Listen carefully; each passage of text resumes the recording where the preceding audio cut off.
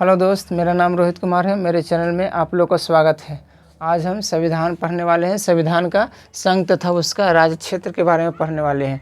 इसमें हम लोग डिटेल से जानेंगे कि अनुच्छेद 1 में क्या बोला गया था, अनुच्छेद 2 में क्या बोला गया था, अनुच्छेद 3 में किसकी शक्ति प्राप्त है और अनुच्छेद 4 में क्या बोला गया था। इसी क्लास में हम लोग पढ़ेंगे कि भारत में टोटल उस समय कितना रियासत था, किसके कहने पर भारत विभाजन हुआ और इसमें राज्यों का पुनर्गठन कैसे हुआ। आज इस वीडियो में हम पढ़ने वाले हैं, बहुत डिटेल से पढ़ने वाले हैं। ये वीडियो बहुत इंपॉर्टेंट है क्योंकि इस वीडियो में पढ़ाया गया है कि कैसे भारत का विभाजन हुआ, कितने राज्य स्टार्टिंग में बने, कितने राज्य जनमत सहमत से, कितने राज्य पुलिस कार्रवाई द्वारा लाया गया था। ये सब हम लोग आज पूरी डिटेल से पढ़ने वाले हैं। तो हम लोग स्टार्ट करते हैं कि राज्यों का संघ, राज्य संघ तथा उसके राज्यों का क्षेत्र। तो संघ और राज्यों का क्षेत्र, पहले भारत अंग्रेज उस पर शासन करता था तो पूरा भारत ही था, पूरा इंडिया ही था। लेकिन जब विभाजन हुआ 14 अगस्त 1947 को, तो उस समय कुछ राज्य बट गए थे, पाकिस्तान और भारत। तो कुछ भारत में रहे, कुछ पाकिस्तान में चले गए। तो वही आज पढ़ने वाले हैं कि कौन से देशी रियासत है, कितने आए भारत में और कितने पाकिस्तान में चले गए। इसके बारे में हम डिटेल से आज पढ़ने वाले हैं। तो अनुच्छेद 1 में बोला गया है कि इंडिया जो भारत है राज्यों का संघ होगा।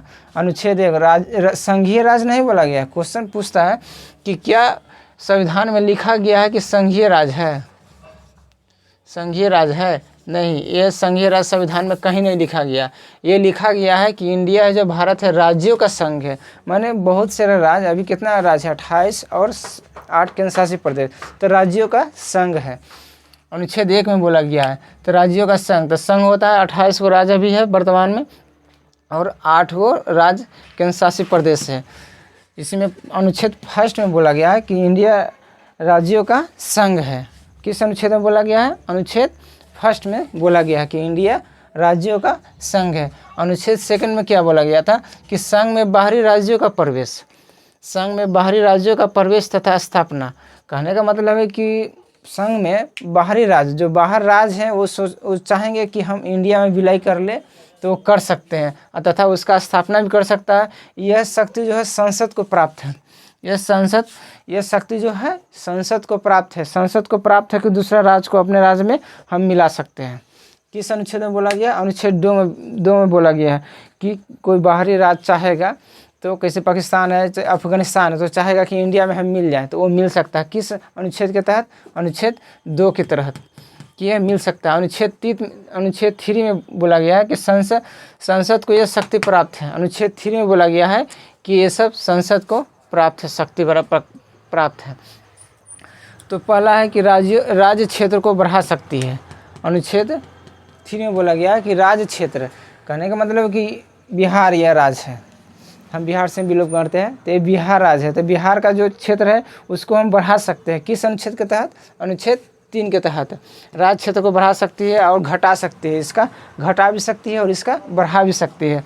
इसके नाम में परिवर्तन कर सकते हैं। अभी यूपी में बहुत सारा नाम चेंज हुआ है, तो वो किस अनुच्छेद के तहत हुआ? तो अनुच्छेद 3 के तहत हुआ है। इसका नाम वगैरह चेंज अनुच्छेद 3 के तहत हुआ है। और 2 या 2 से अधिक राज्य क्षेत्र को मिलाकर एक नए राज्य का गठन कर सकता है। माने को 2 राज्य है, अब दोनों को मिलाकर एगो राज्य सिंगल बना सकते हैं। तो किस अनुच्छेद के तहत है? अनुच्छेद 3 के तहत। तो हम लोगों ने पढ़ा कि अनुच्छेद 1 है जो इंडिया जो राज्यों का संघ है। अनुच्छेद 1 में जाना, अनुच्छेद 2 में जाना कि बाहर वाले राज्य है जो प्रवेश कर सकते हैं, उसका स्थापना हो सकता है बाहर का राज्य का। हाँ, यह शक्ति संसद में है। अनुच्छेद 2 में पढ़ा हम लोगों ने। अनुच्छेद 3 में पढ़ा कि राज्य क्षेत्र को बढ़ा सकते हैं, घटा सकते हैं, राज्य सीमा में परिवर्तन कर सकते हैं। कितना सीमा है उसमें चेंज बढ़ा सकते हैं, घटा सकते हैं, सीमा परिवर्तन राज्य अनुच्छेद 3 में बोला गया है। और 2 या 2 से अधिक राज्य क्षेत्र को मिलाकर एगो सिंगल राज्य भी बना सकते हैं, अनुच्छेद 3 में बोला गया। अनुच्छेद 4, तो अनुच्छेद 4 में बोला गया कि अनुच्छेद 2 या 3 में किया गया संशोधन। कहने का मतलब है कि अनुच्छेद 2 या 3 इसमें और इसमें। अनुच्छेद 2 में क्या बोला था कि बाहरी राज्य को प्रवेश किया सकता है, तो एक तरह से तो संशोधन ही हुआ क्योंकि बाहर राज्य को मिलाए अपने राज्य में। तो बिना संशोधन के तो होगा नहीं। तो जो इसमें बोला गया अनुच्छेद 4 में कि अनुच्छेद 2 या 3 में किया गया संशोधन 368 के तहत संविधान संशोधन नहीं माना जाना। कहा गया है कि संविधान के किस संविधान संशोधन द्वारा संविधान संशोधन का वर्णन किया गया। अनुच्छेद 368 क्वेश्चन आता है कि किस देश से लिया गया संविधान संशोधन, किस देश से लिया गया है, तो दक्षिण अफ्रीका से लिया गया है। संविधान संशोधन दक्षिण अफ्रीका से लिया गया है कि किसी संशोधन करना है तो उसमें कैसे किया सकता है। पहले लोकसभा में, पहले राज्यसभा में, संविधान में जैसे संशोधन किया था, किस देश के लिया गया है, तो दक्षिण अफ्रीका के तर्ज पर लिया गया है संविधान संशोधन। तो बोला गया अनुच्छेद 4 में यही बात बोला गया है कि 2 या 3 में किया गया, अगर किसी को कोई राज्य का प्रवेश हुआ है या नाम परिवर्तन वगैरह हुआ है, वो सब संशोधन द्वारा नहीं माना जाएगा, वो नहीं माना जाएगा, संविधान संशोधन द्वारा नहीं माना जाएगा। वो हुआ है तो हुआ है, संविधान संशोधन इसके लिए नहीं माना गया। अनुच्छेद 4 के द्वारा साधारण बहुमत से अनुच्छेद 2 या 3 से परिवर्तन कर सकते हैं। यही तो हम बोले थे कि संविधान संशोधन वो होता है जो लाया जाता है, 2/3 सीट उसमें होता है, लोकसभा में होता है, फिर राज्यसभा में पारित होता है, फिर संविधान राष्ट्रपति उस पर सिग्नेचर करता है, तब जाकर संशोधन होता है। इसमें है कि साधारण बहुमत से इसको हम कर सकते हैं, चेंज वगैरह, नाम सीमा परिवर्तन अनुच्छेद 2 और 3 को साधारण बहुमत से कर सकते हैं, साधारण बहुमत से। अब राज्यों का पुनर्गठन, तो राज्यों का पुनर्गठन हुआ था तो भारत पाक विभाजन के समय भारत में कुल कितने देशी रियासतें थे, तो भारत पाक विभाजन के समय उसे टोटल 552 थे देशी रियासत, टोटल 552 देशी रियासत थे जो उस समय भारत पाकिस्तान आज़ाद हुआ था। उस समय टोटल कितने थे, 552 थे। तो 552 में से कितने भारत में रहा, कितने पाकिस्तान में चले गए, तो 552 में से 539 जो है ना भारत में रहा और 3 ही जो थे पाकिस्तान में चले गए। पूछता है क्वेश्चन, यहीं से आता है कि भारत विलय के समय कितने टोटल देशी रियासत थे, तो 552 थे। और पूछता है कि कितने भारत में रहे, कितने पाकिस्तान में चले गए, तो मात्र 3 को पाकिस्तान में चले गए और बाकी सब भारत में ही रहे। भारत विभाजन का किसके दिमाग के उपज था। भारत विभाजन जो हुआ था 14 अगस्त 1947 को हुआ था, किसके दिमाग का था, लॉर्ड माउंटबेटन। उस समय ये वायसराय थे, इन्हीं का दिमाग का उपज था। ये क्वेश्चन पूछता है कि क्वेश्चन एग्जाम में पूछा जाता है कि भारत विभाजन किसके दिमाग के उपज था। ऑप्शन देता है महात्मा गांधी, नेहरू, अंबेडकर और लॉर्ड माउंटबेटन। तो लॉर्ड माउंटबेटन होगा इसका सही आंसर।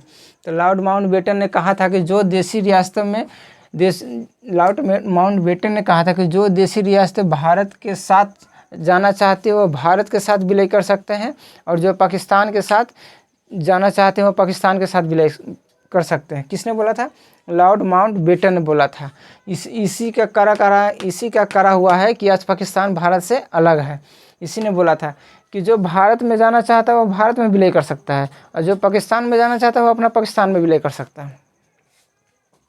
और टोटल 552 में से 539 रियासत 549 रियासत भारत में अपना स्वीकार किया था कि हम भारत में रहेंगे। 3 ही रियासत था जो चला गया। और क्वेश्चन ये बहुत आता है कि हैदराबाद और जूनागढ़ कश्मीर किस संसद द्वारा अपने भारत में लाया गया था। तो हैदराबाद जो है पुलिस कार्रवाई द्वारा लाया गया था। हैदराबाद को वहाँ उस समय पंडित जवाहरलाल नेहरू प्रधानमंत्री थे, राजेंद्र प्रसाद राष्ट्रपति थे, तो उस समय लाया गया था कि पुलिस कार्रवाई द्वारा लाया गया था। हैदराबाद को पुलिस कार्रवाई द्वारा लाया गया था, और जूनागढ़ को जनमत संग्रह द्वारा लगा था। और कश्मीर को उस समय कौन थे, कश्मीर के राजा हरि सिंह थे, तो उसे विलय पत्र के द्वारा हस्ताक्षर किया गया था। उसमें कश्मीर का कुछ रूल वगैरह हुआ था, उसी में सब लिखा गया था। तो उसमें विलय पत्र से कि हाँ इतना इतना संधि के तहत होगा तो हम भारत में आएंगे, और उस सब संधि मान लिया गया था, और तब कश्मीर जो है भारत में आ गया था। स्वतंत्रता प्राप्ति के समय देशी रियासतों का शेष भारत के विलय विस्तृत प्रक्रिया का परिणाम था।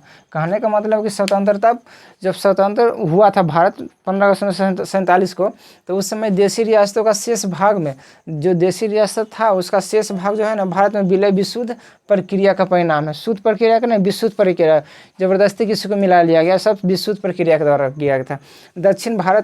दक्षिण भारत में मांग उठने, दक्षिण भारत में जो साउथ इंडियन जो तेलंगाना पड़ता है, आंध्र प्रदेश पड़ता है, केरल, ये सब साउथ इंडियन। तो ये सब साउथ इंडियन में क्या हुआ कि राज्यों का पुनर्गठन जो भाषा के आधार पर मांग उठने लगा कि हम लोग तेलुगु बोलते हैं तो एगो हम लोग का स्पेशल राज्य चाहिए, हम लोग भाषा के आधार पर। जैसे में कोई वहाँ साउथ बोलता है तेलुगु तो वहाँ सोचता है कि मेरा राज्य आंध्र प्रदेश होना चाहिए।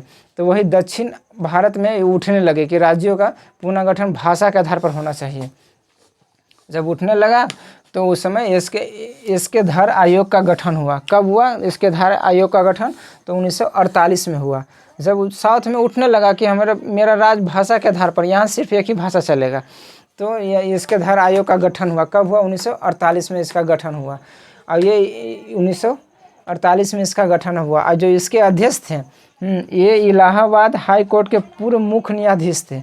जो इसके अध्यक्ष थे ना इसके धर, तो ये इलाहाबाद हाई कोर्ट के मुख्य न्यायाधीश थे, पूर्व मुख्य न्यायाधीश थे। इसके धर की अध्यक्षता में जून 1948 में भाषाई प्रांत आयोग का गठन किया। इसी की अध्यक्षता में किया गया था। इसके धर के आयोग की अध्यक्षता में किया गया था कि भाषाई आयोग का मुख्य न्यायाधीश के रूप में अध्यक्षता की यही किए थे। 1948 इसमें किए थे इसके धर, इसका अध्यक्षता किए थे, भाषा अधिक किए थे। दिसंबर 1948 में इसने अपनी रिपोर्ट सौंपी थी। दिसंबर 1948 में क्या हुआ था ना कि ये तो अपना अध्यक्षता किए थे, तो आखिर तो कुछ अध्यक्ष करने का कुछ तो फाइनल रिजल्ट आता ही है। तो ये क्या किए थे ना कि दिसंबर 1948 में इसने अपनी रिपोर्ट सौंपी।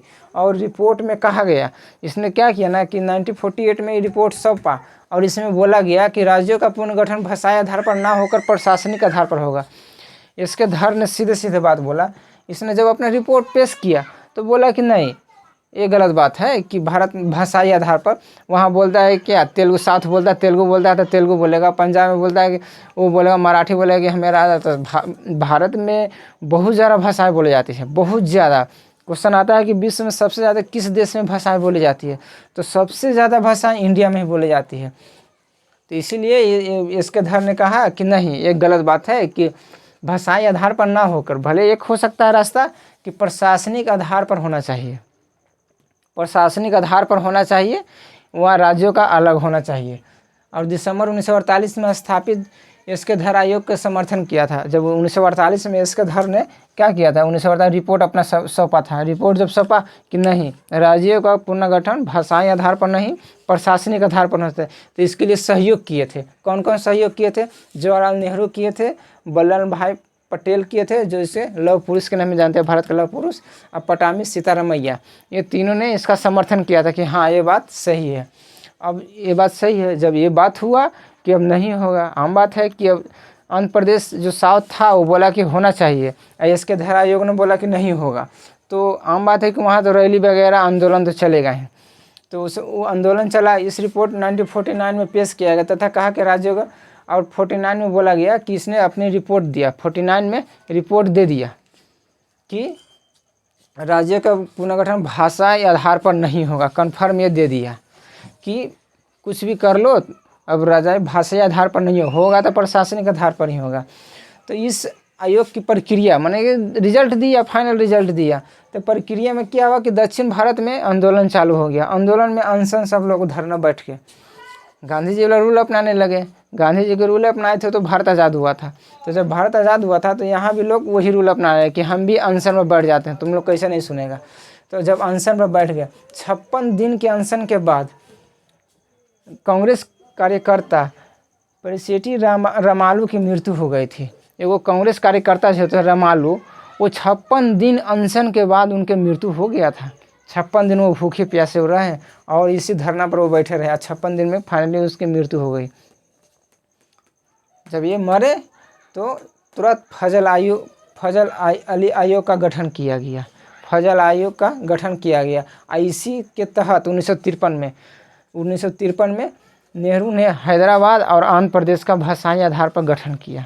फजल आयोग के गठन में किया गया कि हाँ चलो, अब फजल आयोग का 56 दिन के पूछता क्वेश्चन यहीं से आता है कि भाषाई आधार पर किसने अनशन में मृत्यु के बाद भाषाई आधार का निर्माण हुआ? आंध्र प्रदेश और पंजाब का हुआ। तो रमालू की मृत्यु के बाद, रमालू साउथ के थे, रमालू जो ये भूखे प्यासे ये अनशन पर मर गए थे। इन्हीं का देन है कि आज आंध्र प्रदेश अलग भाषाई आधार पर बना था। सबसे पहले 1953 में बना था। 1953 में बना था। पंजाब हैदराबाद और आंध्र प्रदेश का गठन किया गया था।